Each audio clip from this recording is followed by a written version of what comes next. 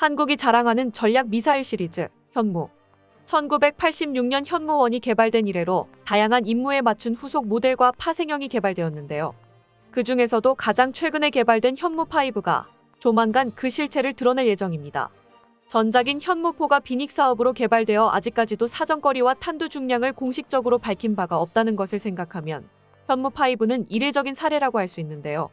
현무4가 불과 3년 전인 2020년에 개발이 완료됐던 것을 생각하면 현무5는 개발 속도 또한 역대급으로 빠른 케이스입니다.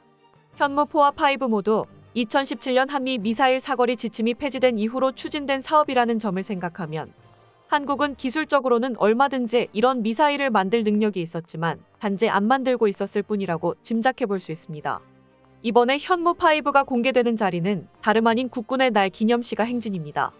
그간 무수한 추측과 언론 보도는 있었지만 누구도 그 실체를 확인한 적은 없는 현무5. 많은 사람들이 기대하고 있는 상황인데요. 일각에서는 한국군이 이번에 현무5를 일반에 공개하는 이례적인 결정을 내린 데에 이유가 있다고 분석하고 있습니다. 이미 현무6로 추정되는 신형 미사일을 한국이 개발하고 있으며 그 파괴력은 현무5의 2배가 넘을 것으로 예상되기 때문입니다. 한편 중국은 한국이 명목상으로는 북한을 잡기 위해 만든 미사일에 괜히 겁을 집어먹고 벌벌 떨고 있는데요.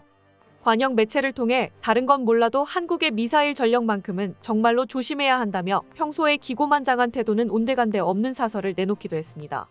자세한 내용을 함께 확인해 보겠습니다. 건군 제75주년 국군의 날을 앞두고 9월 26일 열리는 기념행사에는 한국이 국산 개발한 최첨단 무기들이 대거 등장할 예정입니다. 행사에는 6,700여 명의 병력과 68종 340여 대의 장비가 동원되는데요. 오후 4시부터는 서울 숭례문부터 광화문 일대까지 구간에서 시가 행진도 진행합니다. 이 정도 대규모군 장비가 동원되어 시가지에서 행진까지 진행하는 것은 2013년 이후 10년 만이죠. 이번 기념행사에서는 지하에 있는 적 지휘부를 제압할 수 있는 고위력 탄도탄 현무5뿐만 아니라 개발 중인 장거리 지대공 미사일 LSAM과 한국형 전투기 KF-21 등의 실물 장비 8종이 총 27대 일반에 처음 전시될 예정입니다. 현무5를 이렇게 빨리 영상이나 모형도 아닌 실물로 공개하는 데에는 한국의 자신감이 반영되어 있는 것으로 보입니다.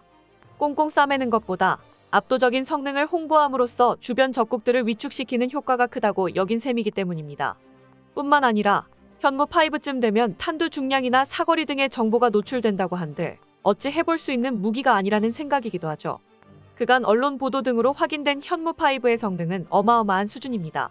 탄두의 무게만 8에서 9톤에 이르며 탄두 중량 조절을 통해 사거리를 최소 300km에서 최대 3000km까지도 늘릴 수 있습니다.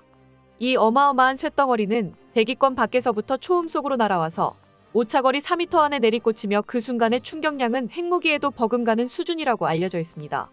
이는 오직 지하 100m에서 콘크리트로 보호받는 북한의 벙커를 일격에 부수기 위해 만들어진 것인데요. 그래서 당연히 북한은 이 미사일의 존재에 대해 예민한 반응을 보이면서 벌벌 떨었습니다. 그런데 뜻밖에도 현무5를 크게 경계하는 나라가 있었으니 바로 중국이었습니다. 이미 중국은 한국에게 있어 이겨낼 여지가 없는 적성국입니다. 그래서 한국도 어느 시점부터는 북한만을 노리는 것이 아니라 중국의 위협에도 대응할 수 있는 무기를 개발하고 있습니다. 현무5의 경우도 물론 사거리만 봐도 알 수 있듯 중국의 위협을 염두하고 있는데요. 다만 이를 명시적으로 언급하지는 않고 있습니다. 그러자 뜻밖에도 중국에서 먼저 호들갑을 떨면서 관영 매체를 통해 발작을 했습니다.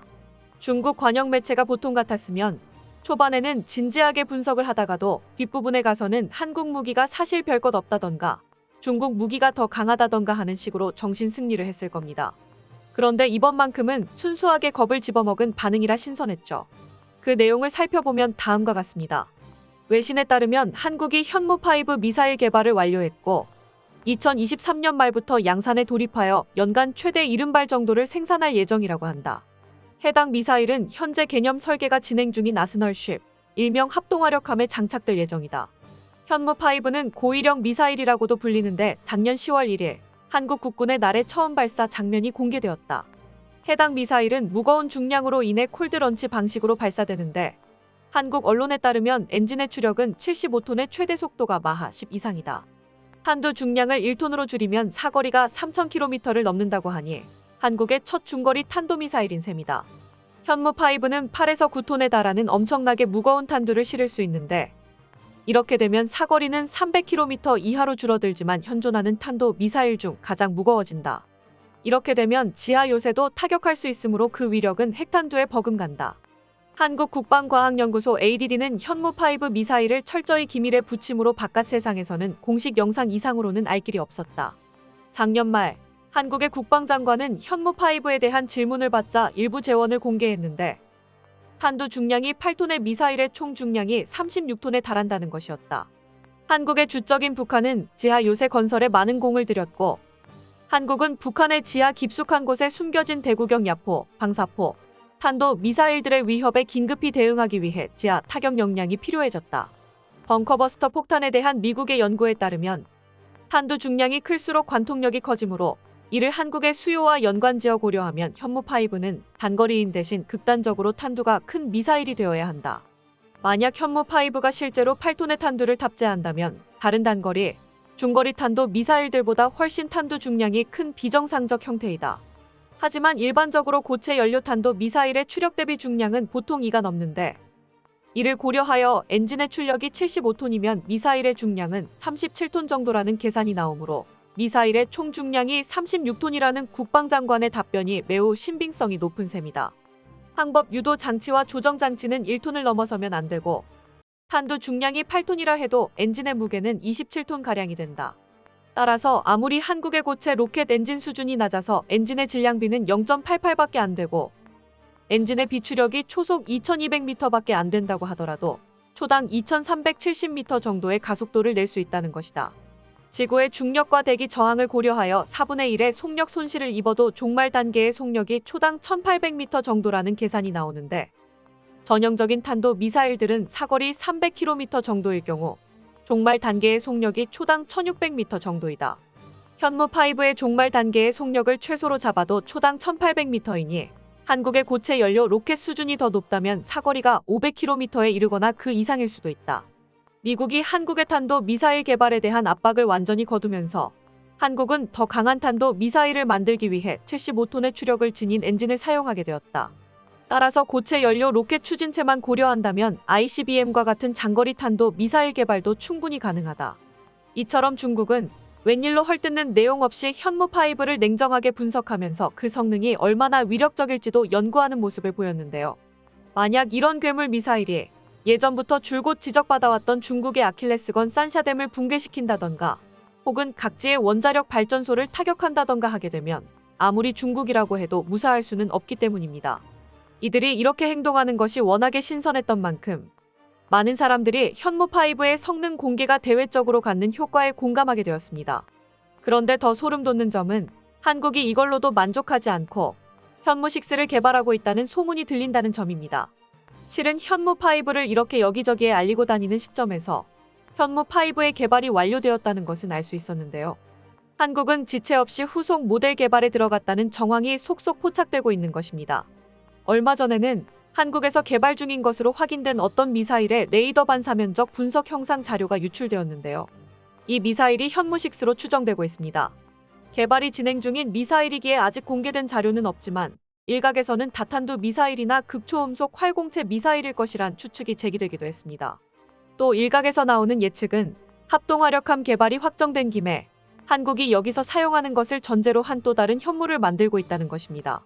합동화력함의 형상을 살펴보면 일반적인 KVLS-2 수직 발사대가 격자 형태로 배치되어 있고 그 옆 중앙 부분에는 아예 거대한 미사일 사일로가 15기 들어가 있습니다. 또 그 옆에는 조금 작은 사연장 사일로가 들어가 있으며 가장 후미에는 한참 화제거리가 되었던 기립형 발사대와 헬기 착륙장이 있죠. 많은 전문가들이 이 형상을 바탕으로 합동 화력함에 들어가게 될 미사일의 종류를 분석하고 있는 상황인데요. 현무4까지는 KVLS-2만으로 운용이 가능하므로 거대한 사일로의 주인은 현무5 이상이라고 추측되고 있습니다. 그리고 국내 언론 한 곳의 기사에서 밝혀진 사실에 따르면 합동화력함용 미사일이 별개로 있는 것으로 드러난 상황입니다.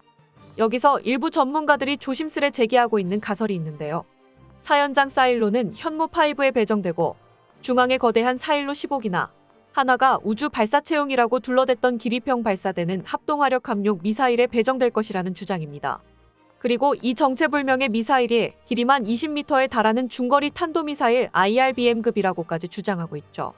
근거가 아예 없는 것은 아닙니다. 올해 초 해외의 한 위성이 ADD가 실험장으로 쓰고 있는 섬에서 길이 20m짜리 이동식 미사일 발사 차량을 포착했던 것입니다.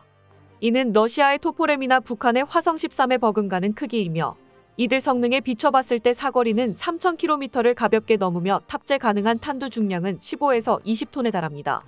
이미 현무5의 최대 성능을 뛰어넘는 영역이죠.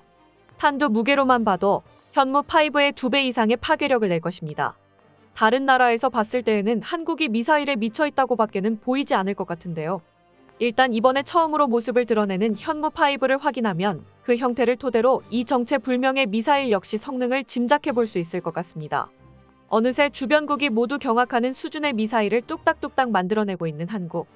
예로부터 화포에 미친 민족이 미사일 개발에 올인하면 어떻게 되는지를 잘 보여주고 있습니다. 부디 한국이 이런 강력한 화력을 바탕으로 주변국들의 횡포를 억누르는 존재가 되어가길 바라보겠습니다. 끝까지 시청해주셔서 감사합니다.